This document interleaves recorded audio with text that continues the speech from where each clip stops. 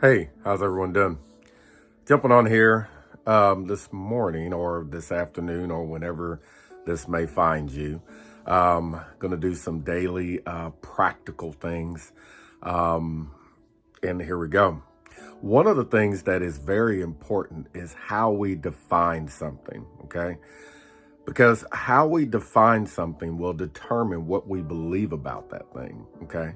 So, like this couch that I'm sitting on. How I define how this is used will determine not only what I believe about it, but it will also determine how I interface with it and interact with it. Okay. And it's important that you understand what framework you're understanding things from. Okay. Especially in this walk. All right. And if we're going to walk this out successfully, I have been told not only in my time and walking with God, but also through other great mentors and teachers, that if you're going to walk out like someone, you're going to have to learn how to first think like that person. And if you're going to learn how to think like that person, you're going to have to learn how to take on the name of that person as your very own, as if it is you. Okay. So picture this like, if you were to get married and you take on a name, or if you were to begin working for a company and you take on their name. Okay, I work for a company, and when I am working at that company, I am walking around taking on their name first, because their name is what gives me access to be able to do the job that I can do.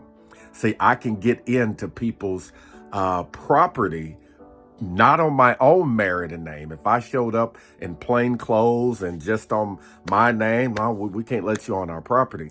But if I show up in the name of the company that I work for, I have free reign and access, can park where I want to, and so many other benefits.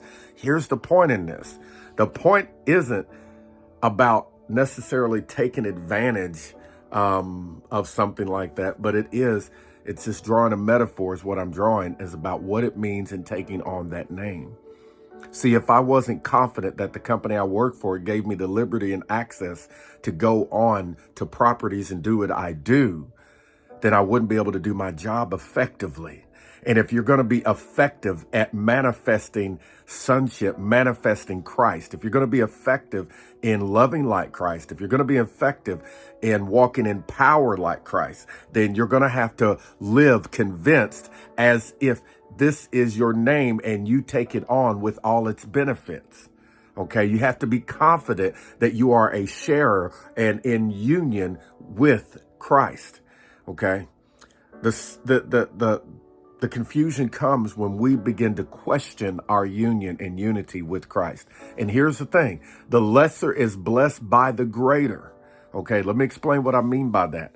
All right, I'm just gonna pull just a random. Okay, if the governor of my city wanted to get a hold of me, they could get a hold of me and show up at my house unannounced. They could find me wherever I was at. They could do that. But if I wanted to go see the governor, I could not show up unannounced. I could not go there and just walk into the governor's office unannounced. I'd have to have an appointment, go through red tape, maybe answer a questionnaire, all kinds of things. Here's the point I'm making, okay? Your part that you play in your union with Christ is accepting the reality that Jesus has already done it. You do not have the ability and the power to pull yourself into union with Christ, but Jesus does. That's what the lesser is blessed by the greater means. And just in that analogy should explain what it means as far as your union with Christ. Listen, before the foundation of the world, okay, you were in Christ. You were chosen in Christ, okay, and placed in this world to make a difference and to shine forth, okay, the beautifulness of the nature of God. And that is seen. Listen, no other God do we know than the one that is revealed in Jesus, in the very nature and life of Jesus.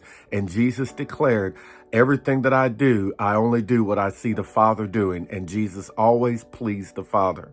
So this is all I have time for today. Listen, remember, how you define things will determine what you believe about that thing. And the framework of what you believe may have to change.